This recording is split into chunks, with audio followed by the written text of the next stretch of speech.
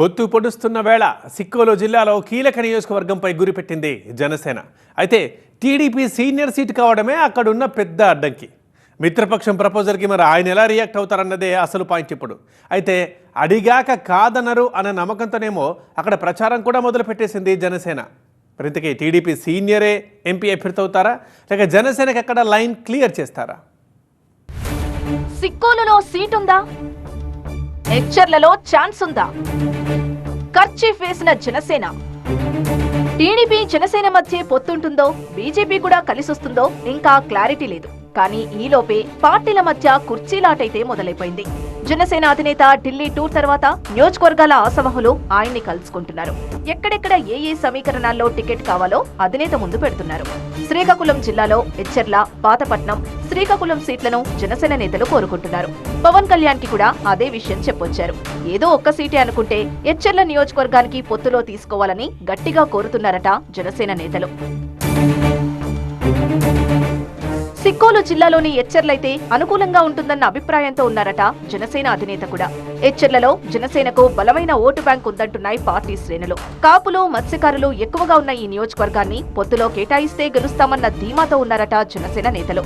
జనసేన అధినేత పవన్ కళ్యాణ్ ఏడాది క్రితం ప్రతిష్టాత్మకంగా చేపట్టిన యువశక్తి కార్యక్రమాన్ని ఎచ్చర్ల నియోజకవర్గం రణస్థలంలో నిర్వహించారు.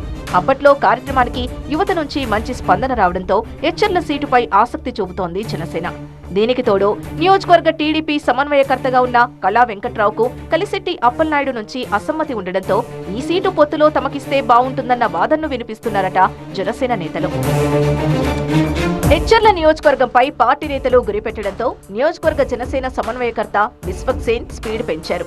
ఇంటింటికి జనసేన పేరిట జనంలోకి వెళ్తున్నారు. ఎచ్చర్లతో పాటు సుభద్రాపురం దగ్గర ఎప్పటి నుంచో పార్టీ కార్యాలయాలు నిర్వహిస్తున్నారు విశ్వక్సేన్. మత్స్యకార గ్రామాల్లో సొంత నిధులతో బోర్లు వేయించారు. శ్రీకాకుళం, విజయవాడలో నర్సింగ్ కాలేజీలు నిర్వహించే విశ్వక్సేన్ తల్లి క్రాంతిశ్రీ గతంలో ప్రజారాజ్యం పార్టీలో చిరంజీవి వెంట నడిచారు. తర్వాత జనసేనలోకొచ్చి ఎచ్చర్ల సమన్వయకర్తగా ఉన్నారు. ఇటీవల క్రాంతిశ్రీ అనారోగ్యం బారిన పడడంతో ఆమె కుమారుడు విశ్వక్సేన్ ని నియోజకవర్గ సమన్వయకర్తగా నియమించింది జనసేన అధిష్టానం. ఒకవేళ ఎచ్చర్లని జనసేనకిస్తే ఆ పార్టీలో ఆసమహులుగా ఉన్న కాపు సామాజిక వర్గానికి చెందిన పిసిని చంద్రమోహన్ ఉపాధ్యాయ వృత్తిని వీడి జనసేనలోకొచ్చిన సురేష్ కుమార్ ని ఏ విధంగా బుజ్జగిస్తారనే చర్చ కూడా పార్టీ శ్రేణుల్లో ఉంది.